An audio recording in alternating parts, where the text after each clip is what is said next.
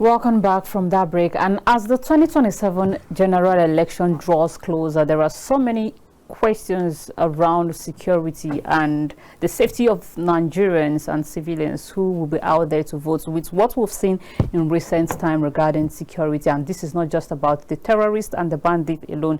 There are so many questions about the disciplinary action around the military force. And of course, this evening I'm being joined by Captain Dr. Lukman Gidado, who is a security expert and a public affairs analyst, to help us make sense. He joins me live in the studio. A very good evening, and thank you for being here. Good evening. It's my pleasure to be here. Thank you. Well, let me begin by saying Happy Workers' Day, though. Well, okay, now let's get into the discussion. When we look at both the recent incident that has happened recently, that of Dede and that of Delta, both cases side by side, occurring in less than 24 hours or in 24 hours. What does that tell you about the state of discipline within the Nigeria security foresight?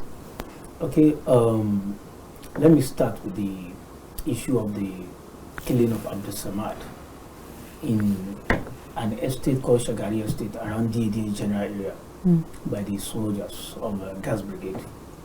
I want to express my condolences to the family. Oh, you were there? I wasn't there. So I'm expressing my condolences. Okay, you went to pay your condolences. Okay. So my sympathy goes to the family because a life has been cut short, and it is indeed a sad one, a very, very sad situation. And if you look at the context, there are conflicting reports within the media space. It was alleged that it was as a result of gunfire that the military were in pursuit of armed robbers. Okay. So as a result of that, there was a crossfire and a bullet hit Abdul Samad. That was the initial report we got from the military. But the family debunked it in its entirety. That now led the military to send a delegation led by Colonel S.O. Buhari, who is the Chief of Staff of Headquarter Gas Brigade. And I want to applaud the senior officer for being able to handle the issue excellently.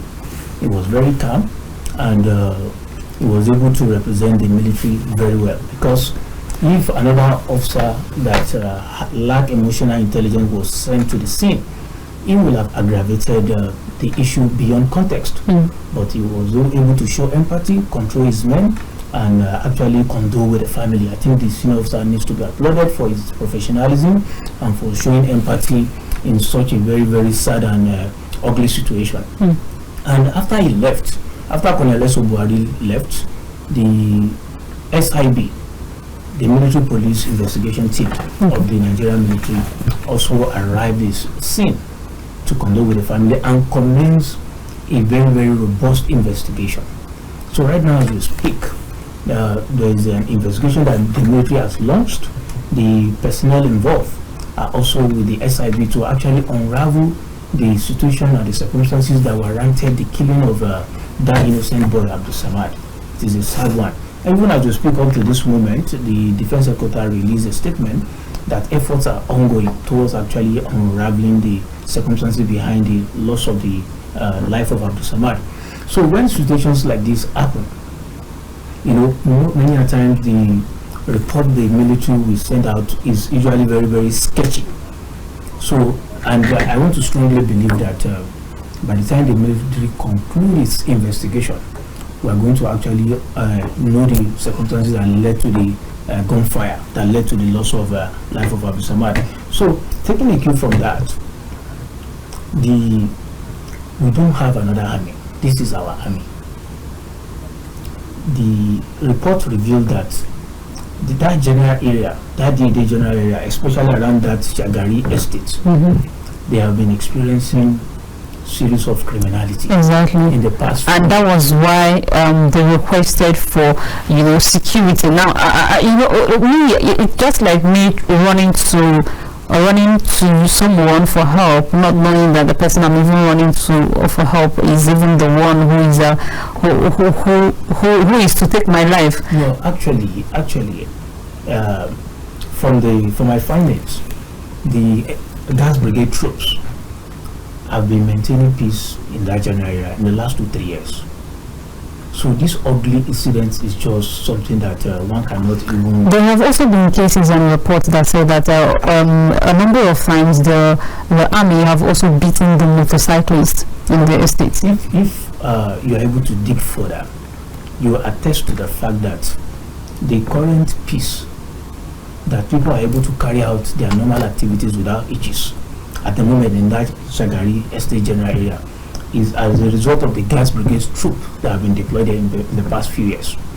We are not saying that the army or the military is the perfect system. No, they are Nigerians. Personnel of the Nigerian police, the Nigerian military, they are all Nigerians. And in any human collectivity, you always find people wanting in one way or the other. So why not saying that what happened is a good one? No, it is indeed a very, very sad one, and I condole with the family. It's not an easy thing to lose the life of a very, very promising young man. So why saying that they are beating motorcyclists in that general area? I can equally say that the peace that they are enjoying is as a result of the gas brigade troops that have been maintaining peace, law and order in that general area. I happened to serve in gas brigade, and I know the instrumentalities of the gas brigade. Gas brigade is an elite brigade. They are not any officers or soldiers are not just usually being posted there. But that's not to say that they are perfect human beings. We are human beings. We always, in one way or the other, we always be heard. These are costly mistakes. It is indeed a very sad one, and that is why I'm saying that the military has launched a very, very holistic investigation that will unravel the circumstances that led to the loss of the life of Abdul Samad, and anybody found culpable will be brought to justice. And the family, as a matter of fact, they've been engaging with the military over time in the past few days that these ugly incidents happened, and they will equally be kept abreast of the situation when the investigation is concluded. So let us equally give it to gas brigade for trying to maintain peace and in that general area, because people are able to carry out their normal activities without issues as a result of the troops being deployed there. Only that this ugly incident just is not something that anybody wants or anybody prayed for. And like I said, I condole with the family, and may the soul of Abdul Samad rest in peace by the grace of God. Now to the issue of the Nigerian police force, the killing of the innocent young man in Delta State. This is another ugly incident. Another life of a young man got shot. Like I said, what is obtainable in the military is also obtainable in the police. If you look at the current policing framework, since the assumption of office of the current IGP, Inspector General of Police Liwan Disu, he has made it known periodically in all his engagement that the Nigerian police force belongs to Nigerians, belongs to the people. On no account will any officer be seen actually treating Nigerians in an inhuman and unacceptable manner. Both the military and the police, they have rules of engagement. And when you look at the circumstances that actually led to the death of that innocent man in Delta State, the police had no reason to fire. This man has been arrested. He was tied down. From report, he was even taken to the station. And what could be the reason that will now make you to not take to shoot at him? It's uncalled for. And the no-nonsense IGP that we have done the needful. He has been dismissed and he will be prosecuted accordingly. But justice should be seen to be done so that can further restore the public confidence in all our government institutions, especially the police and the military. And I strongly believe that with what Inspector General of Police is known for, we will follow to the latter to make sure that the law take its full course in ensuring that the officers found wanting, found culpable, are brought to book and to face the full music of law. Okay, now very quickly, the Nigerian Army First Response was a press statement claiming crossfire. That's now we talk about the one that happened in Delta. The PRO initially cited spirituality. That, as a legal mind, what does these initial response indicate about how seriously institutions take accountability? Because it was surprising and to an extent very ridiculous to say that incident like this was could be traced to a spiritual problem, whereas a lot of Nigerians are asking how well and how far the discipline within the Nigerian police force has been or is been going. Okay, to come out on here and be mentioning spirituality shows for me high level of unprofessionalism. I think we should not be in a hurry. This goes to the police and the military. We should not be in a hurry to releasing statements. In as much as it's always good to send a contact report, okay, to make the public aware of the fact that this is what happened. But it is equally very, very good and more professional that the circumstances that led to social situation is very, very sketchy at this point in time. However, the force will launch a comprehensive investigation to unravel the circumstances. I think that would be more professional and more better to foster public confidence. So when you are in a hurry to release a statement, you should be conscious of the fact that you are the people's army, you are the people's police. Nigerians look up to you towards their safety. So when you now come out on here, are you telling Nigerians they don't know what they are doing, and you are mentioning spirituality? I think those in charge of releasing press statement, the police spokespersons across board, needs continuous training and retraining. That under tense situation, you are going to be expected to bring your high level of emotional intelligence into bear, because whatever you say, the social media does not forget. And you should be conscious of the fact that you are representing an institution of the government, and representing that institution shows that you have to be professional in all your actions and inactions. So this goes further to give credence to the fact that all the spokesperson of the Nigerian police across board, there's need for an enhanced training and retraining on when there are tense situations, on how to handle such situation requires emotional intelligence, requires professionalism, not being in a hurry to release a press statement. Like I said earlier, it would be better to say, okay, at the moment we've received a report that so thing have happened, but we cannot categorically state that this is the reason. The details are sketchy for now, but we are going to intimate the public when a detailed investigation is launched. That saves you a lot of trouble. Then you now go and conduct a high-level powered investigation. Then you can now intimate the public with a comprehensive report of what actually happened. So, like I said, the police should try as much as possible to train their spokesperson in all states, both at the federal, the local government, and other areas, on the need to be more professional when there are tense situations that requires you to represent the public in a professional way. No, that of Abdul Samad, the family is alleging that soldiers ordered vigilante to bury the skull fragments and clean the crime scene before investigation arrived. If proven, what criminal offense does that constitute? Like I said, the military have launched an investigation by the SIB. Even the commander of the SIB was at the scene. And investigations are ongoing. The personnel involved, from reports, they are currently being investigated thoroughly, so that we can, bring about the nexus between what the vigilantes said and what actually happened. It will be a very, very sad one for you to, kill an innocent human being, innocent Nigerian, and to now order for the skull to be buried. I saw this scene on social media post that the vigilante had to go and show the military that went for the military police. Then they dug out where it was buried. That is a sad one. But everybody is still, in a dilemma as to what happened, what would have prompted this. And unless a comprehensive investigation is conducted, we'll just be assuming. To leave any form of assumption, I think we should give the military the time to actually conduct this investigation. And I equally say that we've seen instances whereby security officers, security personnel do not represent the personnel in a positive light, in a professional way.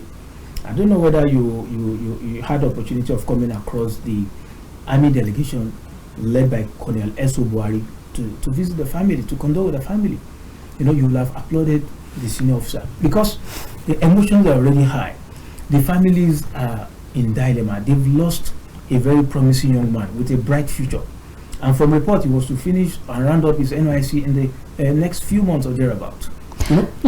Captain, you served in the Nigerian military for a very long time, and I am not trying to dispute the fact when you say give the military time, but the question is discipline, because yes, we're going to give the military time to carry out their investigation, but then again, what is going on regarding the discipline around the military, the Nigerian the Nigerian police, the army? Because this is not the first time. We applaud the IGP for his decisive action.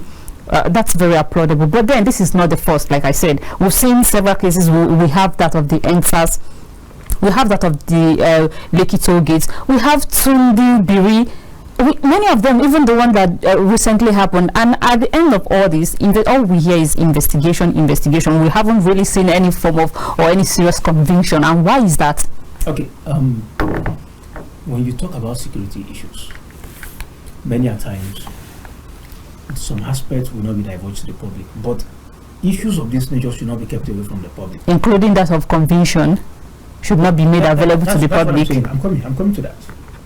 But the cases we have at hand, at the defense headquarters, there's always a media parley with the journalists, the defense spokesperson, and that happened, I think, yesterday, where the military assured the public, the general public, that the outcome of this investigation will be made known to the public. And same thing was said at the first headquarters of the Nigerian police. So these are issues that you cannot just bury. Nigerians will not take it. Nigerians are not stupid people. There are so many that has been buried. So let's talk about. Do you agree with me? Let's talk about the current issues that we have at hand, because we've had two innocent young men losing their lives. Exactly. So this cannot be buried. I am also an advocate of the fact that whatever the outcome of the investigation is should be made known to the public, and anyone found culpable should be made to face the full wrath of law publicly. It should be seen. Justice should be seen to dispense, not that people will hear about it. You know, the assurance that you're giving that this will not be buried, whereas so many others have been buried. So what's giving you that conviction? Like I said that these are issues that Nigerians will fold their arms and they are waiting to hear the outcome of this investigation. Because you made mention of NSAS. In as much as NSAS was against police brutality in Nigeria, but you could agree with me that it actually affects Nigerians negatively. Businesses were shut down. It was hijacked by hoodlums, looting of businesses, and we don't pray to experience anything of such anymore, because it has the pros and cons. It has advantages and disadvantages. Hoodlums to hijack the inside, in as much as maybe the intention of the organizers was a very good one, but it was hijacked. Looting took place, unwarranted, indiscriminate arson looting. Fundamental human right was abrogated. You understand? So why we don't want another form of NSAS? You made mention of discipline in the military and the police. Having the privilege to serve in the Nigerian military, I can tell you for a fact that discipline, time management, leadership, and a host of others, there is not any other organization you can get to other than the military. And I equally say that whatever that is obtainable within the larger Nigerian society, you should expect some of it in the Nigerian police, in the military, and other institutions of government, because they are peopled by Nigerians. They are not peopled by Cameroonians or Nigerians or South Africans. So in as much as they have undergone some level of training which made them to be ahead when it comes to discipline, we are all human. We are human beings.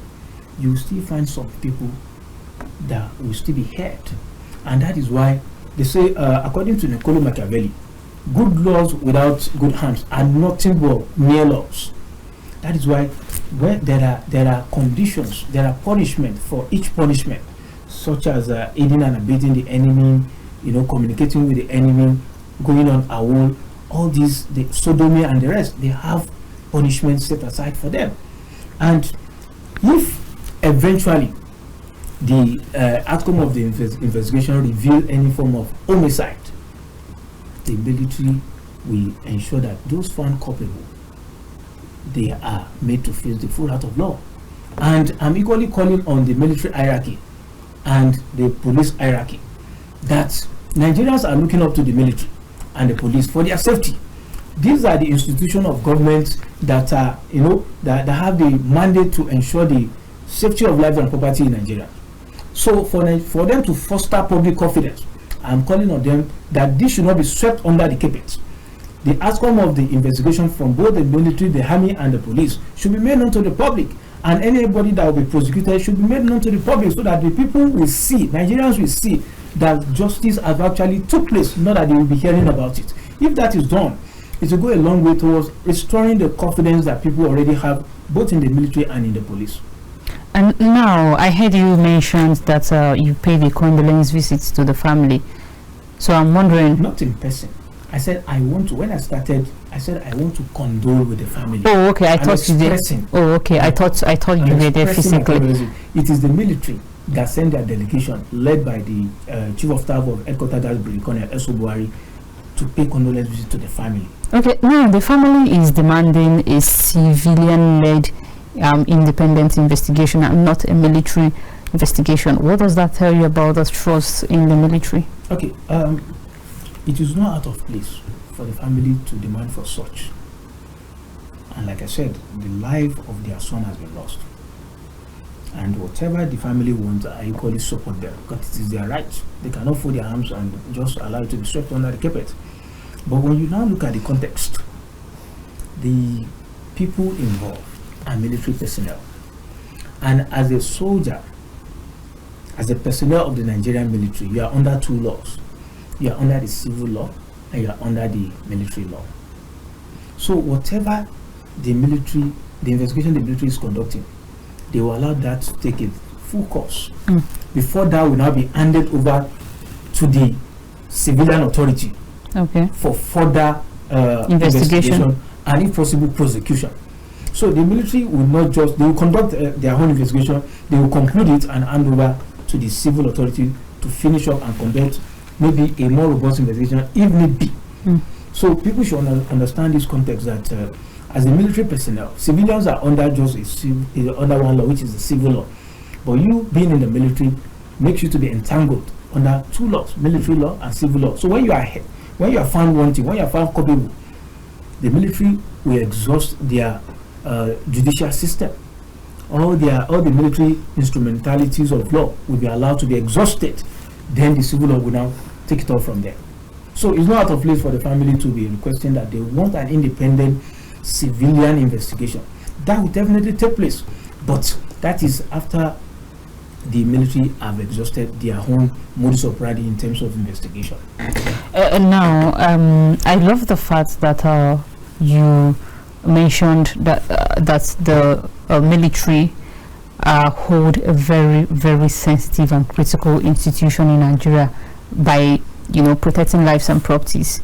And this is one institution I know clearly, and I admit that it should be properly managed when it comes to discipline, because these are people who have safeguarding lives and properties, not animals. So yes, people make mistakes, but there shouldn't be room for some silly mistakes and for excuses. Also, we have Force Order 247, which ASP Nuhu Usman.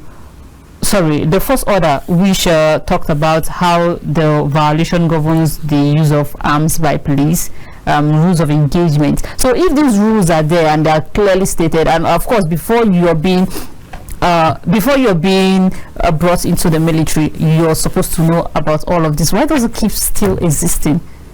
Okay, there are rules of engagement, the condition under which you are expected to fire, to use your weapon. And one of them is when your life is at risk, when there is imminent threat, when the life of your colleague or your comrade is at risk, when you are guiding an asset or an institution, and that place is there's possibility of the place being attacked, you are allowed to use your weapon in all these situations. So, following these rules of engagement, if you are following them strictly, you'll be able to guide against indiscriminate use of firepower and indiscriminate and avoiding extrajudicial killing. In these two situations that we have at hand, these rules of engagement were not followed, because for the Abdul Samad case, the report has it that he was shot inside his room. The door was shut. Was it that the life of the military personnel deployed in that general was at risk? The answer is no. No. But like I said, they are people by Nigerians, and if it's in terms of training, there is, I can tell you for a fact that in the military there is continuous training and retraining and retraining. From one rank to another rank, you go for training. Aside the Nigerian Army School that you go for training, even at the division and battalion and brigade level, they organize training. And most of what is being emphasized in all this training include rules of engagement. Or no, because you are recruited into the military and the police to protect the lives of Nigerians. So why will you just indiscriminately want to kill Nigerians? So that is why I'm saying that let us allow this investigation to take its course. And like I've called on the military authority and the police authority, I still want to call on them that the outcome of this investigation should be made known to the public. At the level of defense headquarters, they used to have a media parley, whereby you see journalists, the defense spokesperson will intimate them on issues affecting Nigerians. I think this also should not be left out. And also, the Nigerian police force hierarchy should also do the same. So when though we've seen the bold step carried out by IGP of the police, yes, the officer has been pronounced dismissed, and it will be prosecuted, subject to the ratification of the Police Service Commission. So all these should be made known to the public. Nigerians should see it. It should not be swept under the carpet. But if it's in terms of discipline, the military is a very disciplined institution, but we always have people that will be found wanted in one way or the other. And this calls for the hierarchy of the military and the police to ensure that there is robust briefing when your men are being sent out for assignment. Commanders at all levels, not only the briefing that usually take place maybe in the barracks before they are sent out, even when you go to the ground, you should brief your men. On no account will you use your weapon indiscriminately to avoid extrajudicial killing. I think when this is done, it will also go a long way towards avoiding current issues that we have at hand. Now, the 2027 general election is fast approaching. Historically, deployments of security forces increase before elections. But with what we've seen in the recent days, what safeguards should be in place to protect civilians? Because at this point, it's no longer news that the Nigerian people don't even have trust in the Nigerian police, again, even the military. So there's been breach of trust. What do you think as the election is fast approaching? Is this something you can beat your chest and say, oh, okay, the military are very disciplined, we can ensure a very safe election? Okay, first and foremost, let me respond to the statement that Nigerians don't trust the military and they don't trust the police. I think I want to state unequivocally that the highest obligation of a citizen is to bear arms for his country. These are people that have decided to go and bear arms for this country. I think as against the backdrop of whatever the negativity that might be happening in the police, in the military, I think we should applaud them. It's not an easy task. I haven't been there. It's not an easy task for you to be shooting at somebody, and you know the person is shooting at you, and you know that when you are hit with that bullet, you are gone. And these are people that that are sacrificing towards ensuring that we maintain the territorial integrity of Nigeria. So I think many people, their sacrifices many times are felt, they are not seen. When you are sleeping, these are people that are not sleeping. I'm not saying the military and the police are perfect. They are not perfect. Same as there is no any perfect military and police in the world. We've seen the issue of extrajudicial killing in the United States, where blacks will be killed indiscriminately. So this is not to give justification for killing people for no reason, but I want to say that these are the institutions whereby without them, Nigeria will not stand. Without the military, without the police, the personnel of these two institutions, taking the bold step to say no, we are ready, to pay the supreme sacrifice and to ensure that Nigeria remains united. I think we should applaud them. Now, coming to the general elections, I haven't participated in series of elections while in the military. There are always rules of engagement. Aside the general rules of engagement that everybody knows, there are equally rules of engagement when it comes to electioneering period. You hardly see the military going close to the ballots. They do more of outer cordon rule. So the institution of the government that have more role to play in terms of election is the police and civil defense. So if we want to judge that because of some negativity that we recently witnessed, that we should now use that to judge that, okay, there won't be security during election. Don't forget the fact that some people, for reasons best known to them, they don't kneel and wish well for this country. And there cannot be a perfect election. I've never seen anywhere in the world where you hear that the election was perfect. It is rather free, fair, credible, or democratic. So for us to have a free and fair election, the importance of the security aspect of the election cannot be overstated, and that is where the police comes in. Both are protecting the INEC officials, the election materials, the political party, even the politicians. You see them moving around with the security agents. So that's to tell you that security is something that you must not toy with. No matter how beautiful anything you want to do is, it will not strike in an environment devoid of security. So what I would say is that aside the general rules of engagement, when the rules of engagement comes out for election, the military and the police that will be involved and other security agencies, those personnel that will be deployed, they should read out the Riot Act explicitly for them. In a situation whereby you are found wanting, aiding and abetting electoral irregularity, this is the penalty. This should be, should sing this to them. This should be made known to them before being deployed for electioneering process. Because I said earlier that they are peopled by Nigerians.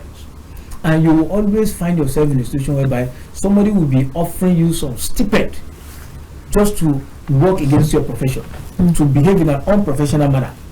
So when these rules of engagement is made known, you will find yourself in a situation whereby, let me choose between, ensuring that I maintain the credibility of the electioneering process or I do otherwise. So when that is done, and any personnel is found wanting, even if that is done, that's not to tell you that some personnel will not be found wanting. Any personnel found wanting should also be allowed to be arrested and prosecuted. Because I keep emphasizing on the fact that there's no perfect system. But there should be measures that will be put in place to check any form of irregularity, any form of untoward incidences that have tendency of portraying the image of the police and the military in a negative way. So it's a continuous thing. It's not something that will just come and it will stop at that. There will be continuity in terms of singing it to the personnel, making them understand that these are the implications for your actions and inactions. If that is done, you hardly see issues of somebody compromising the standard expected of their various security agencies, because we need these people for us to have a credible election, so that hoodlums, people who don't mean well for this country, can actually be deterred towards disrupting the electioneering process. So we need them. Okay, aside the two recent killings of the young men that has recently happened, now let's look into the Nigerian security as a whole. There are people who are saying that the military is either being overwhelmed by how it has managed the insecurity that Nigeria has seen, the high surge in the last few months, or it's being compromised. Is it overwhelmed or compromised? Which should we take? Because the level of insecurity we have seen most times, we even saw that the abduction of the girls in where did it happen? The abduction that happened, and so many people ask, what happens to intelligence gathering? KB State, there've been series of kidnaps, and people would wonder. These kidnaps go on for a while. This troop come in to, invade these communities, invade such premises, and this happens for more than 1 hour and to sometimes less than an hour. But you can't even find the military, either the police, the army, anywhere around. Why is that? It's worrisome. Okay, it is a sad one that the Nigerian security landscape is experiencing plethora of insecurity issues. And you made mention of, when you were asking me the question, you keep saying the military, the military, the military. Okay, let me let you know today that when it comes to internal security duties, the police is the leading agency. The military is just to be called upon. Any situation that the police cannot contain, the military will be called upon, support the police, hold the ground, ensure that there is sanity, and withdraw. But is that the situation we find ourselves in Nigeria? The answer is A, no. That means the military, aside being overstretched, the military is doing what it's not trained to do. Internal security role. The military is trained to protect and maintain the territorial integrity of Nigeria as a country. That's not to say that they are not obliged under the law to support the civil authority, but not for a long period of time. Our borders are more, they are porous than ever before. Why? Part of the reason is because the military have left their traditional roles. The borders are porous. They are doing police role. And in line with that, I will call on the government. There have been agitations, debates, conferences regarding the creation of state police. I think that should be brought on board. It's very, very essential at this crucial time in our democratic dispensation. You can travel series of several kilometers in Nigeria. You will not see one single security post. You will travel, you will not see any security post, especially within the rural areas. And if you look at where criminality is being perpetrated more, it's within the rural areas. Yes. That's to tell you that security is local. So, and the idea behind the creation of state police is to recruit people that come from this locality as personnel of the state police to foster community policing. And we have a framework already in place.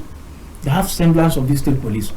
There's hardly any Nigerian society you will travel to today and you will not see a community watch group or a vigilante group.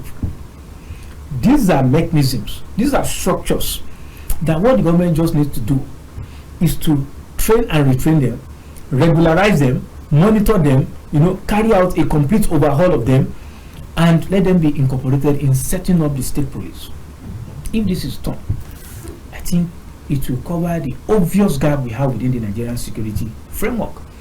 They will complement the activities of the federal police, because our security agents, they are not deployed everywhere. Where abductions are taking place, you will see piecemeal deployments of either the police or the military. Let me give you, by statistics, let me use Nasarawa, a local government in Nasarawa State, as a classical example. This is a local government that have a population of over 200,000, and you want police station that has less than 50 personnel to cater for the wide expanse of land and the population of the people inhabiting in that general area. How is that possible? That means we are not serious about securing lives and property. Are you saying that more people need to be recruited into the Nigerian police? Aside more people being recruited, creation of state police can also cover the gap.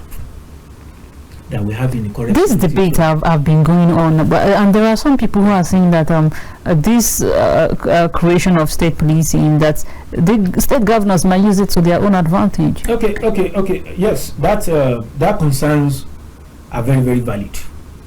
That state governors will use them to, or might use them. And why Nigerians are saying that? If you look at the First Republic, we operated a regional system of government whereby all regions have their policing. They have their police structures, but these police structures were used as oppression and intimidation of opposition. Now this is 21st century, this is 2026. When all the instrumentalities of law, all the necessary safeguards are put in place, whereby there is a clear distinction between the role of the federal police and the role of the state police. The role of the, currently we have the Police Service Commission. When we have the State Police Service Commission, these are the instrumentalities of law that needs to be put in place. And policing will be removed from the exclusive legislative list. Currently, at the moment, we have it on only exclusive legislative, in that is only the federal government that can legislate on the issue of police. Then it will be brought into concurrent list with a general broad oversight by the federal government. So if this oversight is put in place, I see no state governor using the creation of state police as a tool to oppress maybe the opposition of the masses. We just need all the necessary safeguard to be put in place. There are countries of the world that this is working well. We have it in the United States, in even Kenya, an African country, South Africa. They have state police and the federal police working together, and there's an considerable improvement in the security of life and property. So, like I said, the concerns being raised by Nigerians that state police, if brought on board, have the tendency of being used as a tool for intimidation by the state governors. Yes, it is very valid. However, when we have all the necessary safeguard, constitutional limits under the law being put in place, I think it can actually, cover the gap, the obvious gap we have within the Nigerian security framework. Because if that is done, I made mention of the fact that our borders are more porous than ever before. Exactly. They can now, take the position, the deployment that the military are currently undertaking. Then this will allow the military to now withdraw and go back to their primary constitutionally assigned responsibility, which is to safeguard the territorial integrity of Nigeria. If that is done, you will agree with me that most of the crime being perpetrated in Nigeria is as a result of our porous border. Currently, there is unrest in Mali. There's unrest in the Sahel region, and Nigeria borders Niger. So anything whatever that is happening in Mali today, Nigeria should be prepared through our borders. And we are very close to Niger. We share considerable and sizable number of kilometers with Niger in our borders, and our borders are porous. So that is why I am calling on the federal government and other critical stakeholders that there is need to bring state police on board, to take over from the military, let the military go back to the border to safeguard our border. So if you can safeguard external threat, it will be easy to curb the internal threat that we have. So it's a holistic approach towards actually improving the security of life and property in Nigeria. And now, in terms of collaborating with other military forces, how well are we doing in terms of intelligence gathering? I want to say that the best form of intelligence is human intelligence. And you made mention of how we synergizing with other militaries of the world. Previously, in the past weeks, the Minister of Defense, General Christopher Musa, was in Turkey to do what? To foster military synergy between Nigeria and Turkey. And that has bring about a situation whereby about 200 military personnel will be sent to Turkey for training, because areas whereby we need support, we need collaboration, Nigeria should do that, especially in terms of technology and intelligence. December 2025 last year, there was a coordinated precision strike between Nigeria and United States in Sokoto. This is collaboration.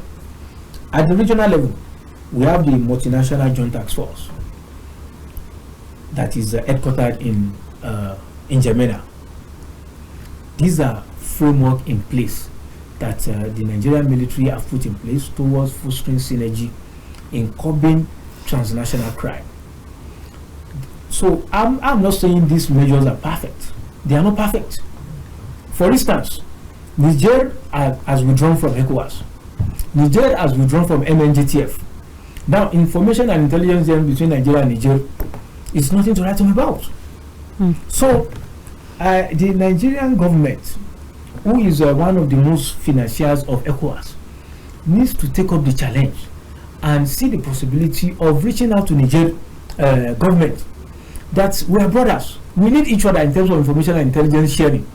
Leaving the ECOWAS does not mean Nigeria cannot foster relationship, especially in areas of security that affect the lives of Nigerians and Nigerians. Nigeria should reach out to Niger. Let's drop the fact that the government that they have is an aberration. They have a military government. No, we are talking about the security of life and property. If Niger can come back to multinational joint task force that it had withdrawn, it will foster information and intelligence gathering, because crime is now transnational. And at the local level in Nigeria, in terms of information and intelligence sharing, you need to engage more with the community, because crime is embedded in these communities and localities. And by endearing yourself to them, that see, we are for you, and they see that you don't take side, you are to foster information and intelligence gathering and security of life and property, the people will be ready to come and dish out information to the security agents. And how can that be done? You know, synergizing more in a robust way with the traditional rulers, with the local vigilante, with the age grade in the community. If this is done, even the government have a role to play, not only the security agents.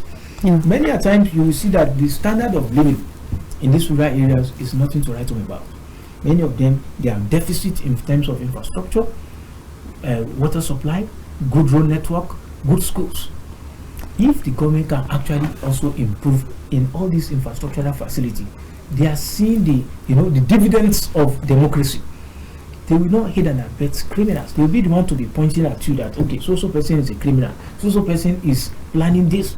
Then and before it escalates, the security agents can now do the needful. All right, thank you so much, Captain. Our time is up, and I must say a very big thank you for your opinion and your thought this evening. It's been wonderful having you. But then before we go, it's not just about one soldier or one police. We have a reoccurrence of these cases. We have the Lekki toll gates, we have the Tunjibiri, we have the Gili market, and all we've been saying so far is condolences, compensation, and the rest of it. And like my guest said, these are very critical institutions that should not be joked with. So we cannot keep losing lives, young Nigerians for that matter, and the Nigerians which you are promising them that the leaders of tomorrow keep losing their lives on daily basis. It doesn't speak so well of us as Nigerian, and of course as us as a country.